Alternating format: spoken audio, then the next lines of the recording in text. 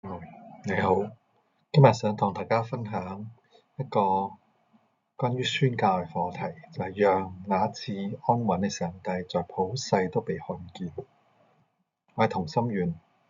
亦係英國宣教士葉天仁牧師。呢個世代係一個移民嘅世代，我哋知道世界各地都面對好多移民，無論佢係合法或者非法，都帶嚟好多問題。雖然呢啲係國家政策嘅問題，但係如果我哋再睇返，都係面對每一個移民人士，甚至係家庭裏邊嘅問題。呢個係一個遷徙嘅時代，一群一群咁樣去唔同國家去遷徙嘅時候，其實帶嚟心靈上係好多需要嘅。一個群體去到另一個角度裏邊去尋求新嘅生活，係絕對唔容易。例如我哋有好多 BNO Visa 嚟到英國嘅香港人，佢哋喺呢度居住嘅時候，都面對好多好多嘅挑戰，唔單止係工作上面、家庭上面、生命上面更加大嘅挑戰。所以我哋睇呢個時代嘅時候，我哋睇下詩篇46篇帶嚟俾我哋乜嘢信息呢？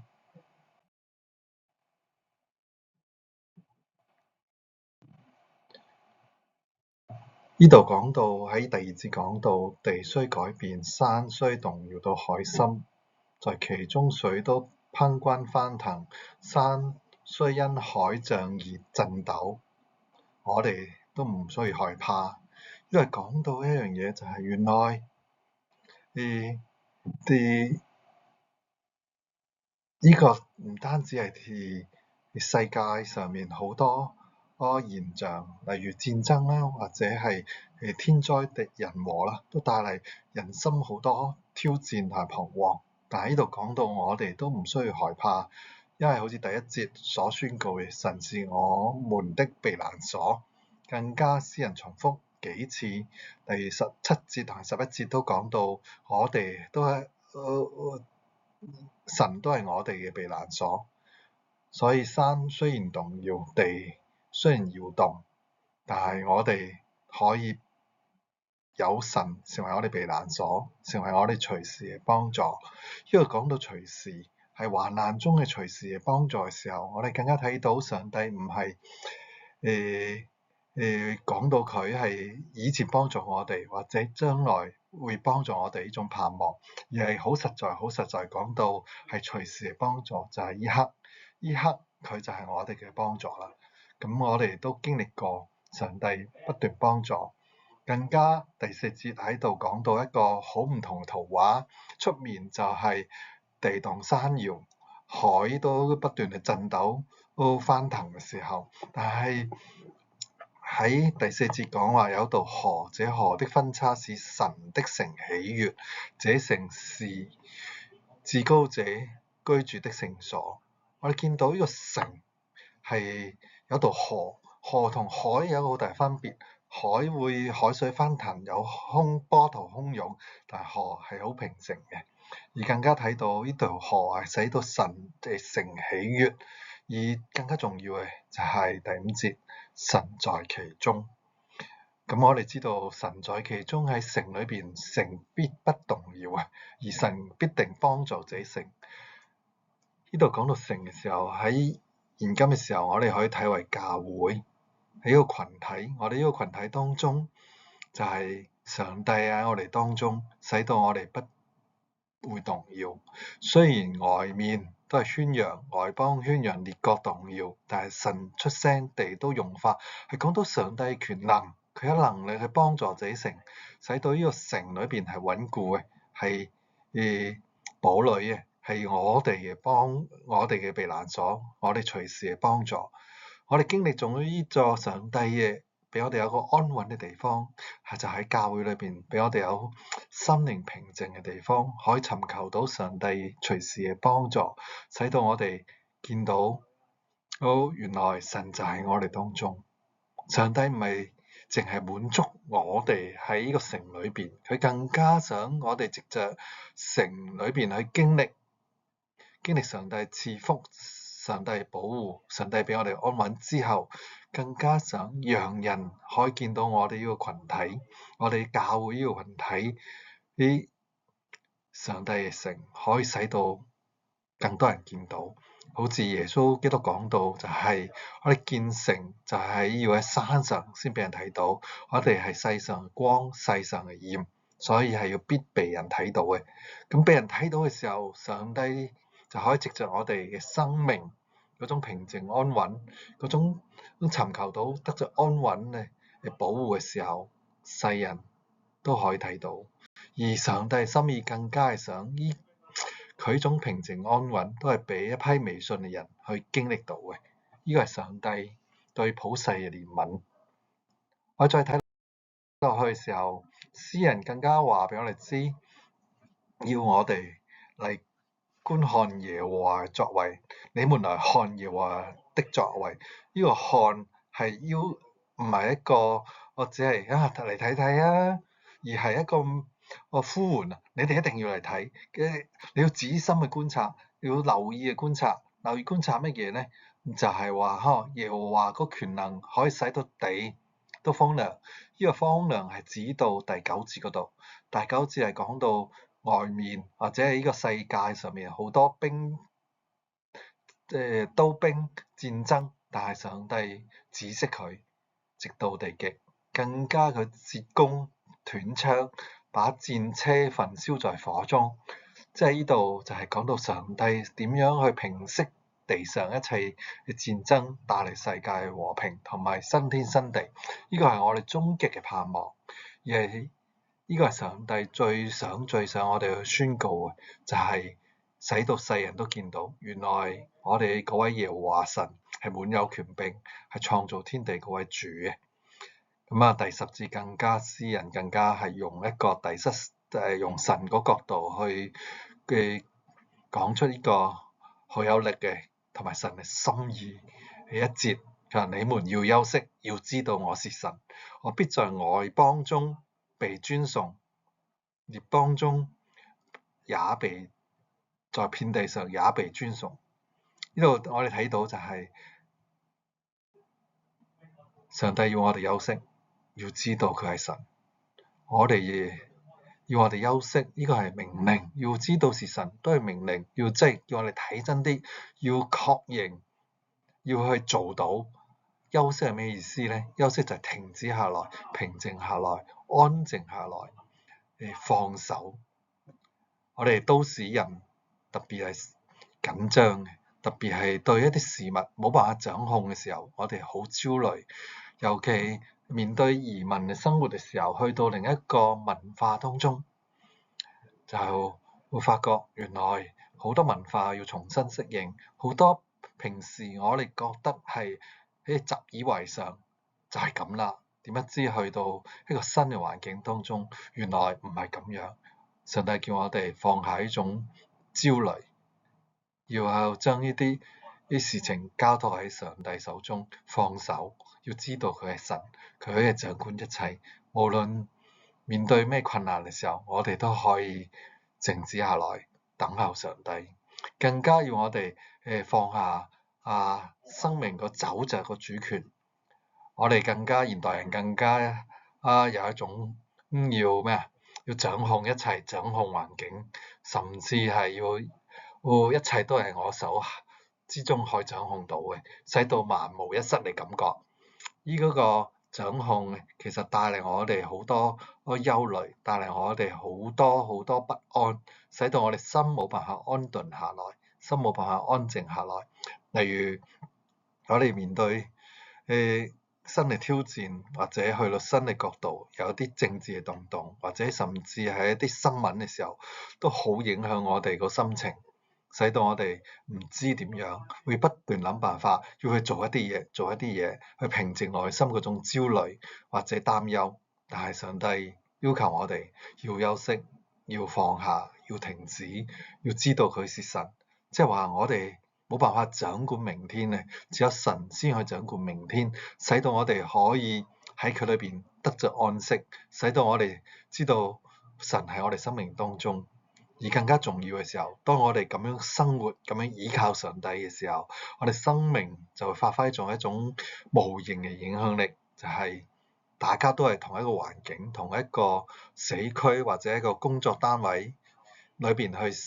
生活嘅時候，都見到一樣嘢，就係大家都面對同樣嘅擔憂、同樣嘅焦慮，但係我哋識得點樣去安靜下來，將呢啲事交託俾上帝，交託俾我哋嗰位神，交託俾我哋位隨時幫助耶和華。我哋咁樣做嘅時候，就話俾人知，原來神喺我哋當中，而神就藉着我哋可以喺外邦中被尊崇，在遍地上也被尊榮。呢啲就係我哋睇到上帝嘅心意啦，就係要見到佢喺萬邦當中嘅心意係啊，我哋要見證佢喺列邦當中去見證佢。更加重要嘅時候就係我哋有好多嚟到英國嘅華人，我哋更加要去見證上帝，因為上帝係我哋生命中大有作為，使到我哋喺個新嘅國度、新嘅地方裏邊去活出天國呢個價值觀，天國呢個永恆價值同埋安穩嘅地方，使到我哋內心已有安居之處，使到我哋喺日常生活挑戰嘅時候，我哋知道上帝喺我哋當中，係我哋隨時嘅幫助。英國喺2023年出咗一份報告，呢個係英國及海外聖經公會出版嘅，就講到英國華人教會嘅實況。咁啊，其中一個好重要嘅就係人數增長啦。我哋喺個圖表裏邊見到2011年至到2021年個人數增加唔係好多呢，即係主要平均人數即係2.6%。教會嘅增加，但係喺新嘅嗰個移民潮之下，個增加就好唔同啦。我見到基督徒之前增加係0.7%，但係喺2021年有 BNO Visa 呢個移民政策之後，香港人大批湧入英國嘅時候，我哋見到21年至到23年個增長人數已經係去到14.4%，係基督徒嘅增長，所以帶嚟英國華人教會有一個好大嘅增長，有唔少華人教會由幾十人至成為幾百人，甚至比較報告裏邊有訪問到嘅一間喺曼徹斯特宣道會，佢本來係200幾人嘅教會，如果不斷咁增加嘅時候，喺23年就已經去到1,700人。咁而家今年聚會人數成人已經係1,700，小朋友或者兒童主日學嘅青少年聚會已經700幾個，個增長係10倍。但係有更加多就係由零開始建立香港人嘅教會。我哋見到呢個增長帶嚟唔少華人教會喺英國嘅需要同埋增長嘅情況。例如我哋見到有字特別大，就係更加顯得佢需要嚟同工啦，聚會空間缺乏啦，更加我哋要面對嘅就係青少年嘅發展。青少年發展就係知道今次移民潮係好多一個家庭嚟嘅，甚至家裏邊有3-4個小朋友一齊到嚟英國，佢哋好需要係喺呢個角度裏，喺呢個新嘅環境裏邊去適應，更加希望佢哋可以喺教會裏邊安頓下來，喺教會裏邊成長。但係我哋知道英國做青少年事工唔容易，又受好多一啲保護嘅條例影響到，直接接觸佢哋。我哋求主去幫助，使到我哋喺英國嘅華人教會識得點樣喺做青少年事工可以走到出路，去帶領更多青少年去扎根喺聖經上面，扎根喺神嘅話語上面。而同工更加需要嘅，我見到唔少華人教會裏邊係缺乏同工嘅，甚至一個同工也沒有，只係喺當中去一啲教會領袖去聚會，所以當中其實缺乏好需要一啲門徒培訓，去幫助佢哋，使到佢哋可以唔單止係平信徒興起嚟帶領教會，更加唔少人可以投身去成為傳道同工。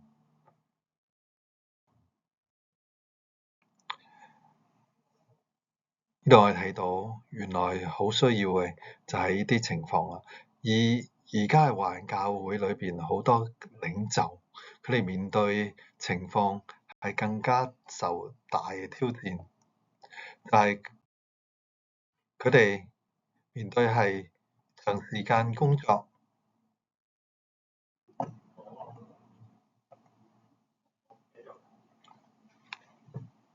我哋再睇下另一個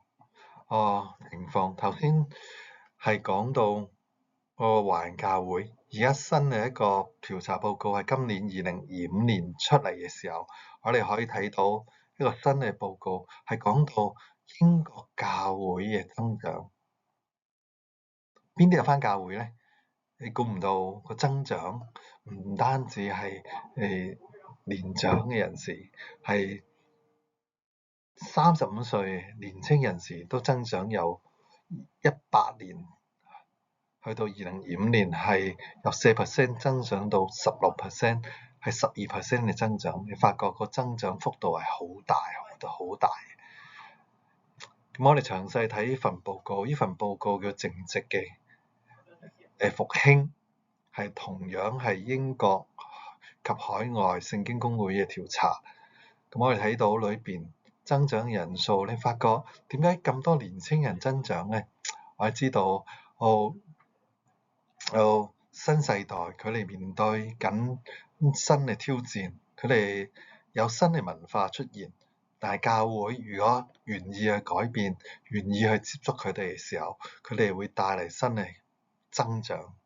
呢個都係見到好多教會有年青人返到嚟嘅時候，就係因為佢願意去改變一啲既有嘅文化模式。記住係教會點樣去改變自己一貫嘅文化模式，而去使到年青人可以融入到，可以接近到嘅，使到佢哋可以藉着呢啲新嘅方式而去認識耶穌，而可以返到嘅教會。更加重要嘅就係神嗰個真理帶嚟佢哋呢個世代裏邊係焦慮，裏邊係安全，裏邊係安穩。因為我哋知道Z世代係一個焦慮嘅世代，佢哋好需要喺心靈上面得着安慰，得着保守。我哋見到教會唔單止係咁增長，原來英國唔係一個得救墳場，因為我哋可能既往嘅印象係覺得英國教會好多教會係空無一人，甚至只係幾十位長者弟兄姊妹去駐守，努力喺當中。但係我哋知道呢個報告話俾我哋知，就係睇上帝作為，上帝帶嚟好多好多復興，而英國係一個宣教嘅工場。主要我哋願意投身喺當中，去用一個合呢個年代、合呢個世紀嘅方法去接觸呢批群眾嘅時候，佢哋都願意返教會。裏邊係唔單止係本地嘅英國人，更加帶嚟好多唔同種族嘅嚟到英國嘅新移民，佢哋都係好需要神嘅福音。呢個報告冇特別指出係華人教會，我相信呢個主要都係英國本土嗰裏邊係其他教會，我哋見到上帝大大作為。我哋感謝主，就係我哋香港人嚟到英國嘅時候，尤其係基督徒可以積極去傳福音，透過我哋可以使到神喺英國被其他人見到，而讓佢哋讓佢哋成為上帝重用嘅器皿，使到更多人可以見到上帝就係嗰一次安穩、賜平安嘅上帝。呢個係上帝嘅心意。我哋求主保守我哋嚟到英國嘅弟兄姊妹，去積極參與英國嘅全福音宣教行動，因為我哋可以接觸呢度好多唔同民族、種族嘅人。更加重要嘅就係喺有香港嘅弟兄姊妹去繼續去支持我哋，去為我哋禱告，為我哋打氣。更加喺世界各地，我哋弟兄姊妹去團結起嚟，去求神復興呢個世代。可以分享下個人喺呢段時間嚟到英國一個不斷變遷、好多移民湧入嘅地方。我主要喺北英倫嗰度去服侍呢區，咁服侍人數係唔同嘅教會、唔同嘅當中，都求主嘅保守及使用。感恩呢就係呢度可以大大使用，求主俾我可以更加有力去服侍更加有需要嘅教會或者身邊嘅弟兄姊妹，去栽培佢哋，去訓練佢哋，使到佢哋成為合用嘅器皿。而年幾嚟接近2年咧，都係有一個策略，就係撒種耕耘同埋結連。好想藉着撒種就係講台上面或者講座去接觸更多人，而耕耘深耕就係喺團契或者門訓當中去建立生命。另一個就係創意嘅連結，走出社區去接觸微信嘅人，甚至喺教會有啲coffee bar 啊，或者係一啲聚會，幫助弟兄姊妹去認識呢個社區，或者係接觸更多微信嘅朋友。先講一個例子啦，就係撒種咁啊！呢2個數字、3個數字係咩意思呢？原來我喺個7月截止啊，就係呢段時間喺英國講咗54次崇拜講道，同埋去到唔同堂會去講道嘅，同埋5次係關於宣教講座或者團契裏邊講信息嘅，2次係佈道會嘅，係中文學校，1次係青少年佈道會。呢啲係一啲照片留念。係啊，我哋喺一個神嘅家裏邊、神嘅城裏邊得着安穩。我哋要走出呢個安穩嘅安舒區，要去踏出一個接觸安舒區以外未得安穩嘅人。而我哋知道萬軍之耶和華與我哋同在，雅各的神係我哋避難所。萬軍之耶和華係講到呢個上帝係我哋創造天地嘅主，佢係統有萬有嘅一個咁勁嘅人，都與我哋同在。雅各嘅神，雅各係列祖雅各、亞伯拉罕、以撒、雅各嗰位雅各，佢都曾經移民過，佢都係單身一個人走佬去到佢舅父當中，但係耶和華成為佢避難所。我見到一個卑微人，耶和華都可以成為佢避難所。更加當佢翻去同佢阿哥相聚嘅時候，喺雅博渡口與神摔跤嘅時候，神更加改名佢係以色列，就係神嘅王子。我哋同樣，我哋生命得着上帝改變，有一個微信嘅人係敵擋上帝嘅，但係藉着上帝差派佢兒子獨生兒子救贖我哋，使到我哋成為佢嘅兒女，接納我哋成為佢兒女，得咗呢個救恩，赦免我哋罪。所以我呢個係我哋需要踏出宣教嘅原因，就係就感恩嘅心。呢個係上帝叫我哋去服侍佢嘅，願主去幫助我哋，使到我哋有力去服侍佢。我哋同心禱告，主啊，多謝你，這一切都係你去帶領我哋，幫助我哋，使到我哋得着兒女名分，俾我哋內心有安穩。無論去到邊個地方，我哋都有你同在，你喺我哋當中，尤其我哋屬於教會喺基督身體裏邊嚟，我哋更加有一個大使命，要將福音傳開，使到萬民得以以尊你為榮。求主幫助我哋，無論我哋一刻喺世界邊個地方，無論喺香港，無論喺英國或者歐洲各地嘅弟兄姊妹，我哋求主你幫助我哋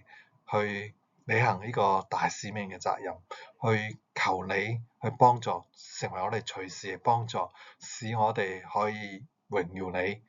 彰顯你福音，使到萬民可以呢個遷徙同埋混亂嘅世代得着安穩。主多謝你，我哋咁樣禱告，奉主耶穌名求，阿門。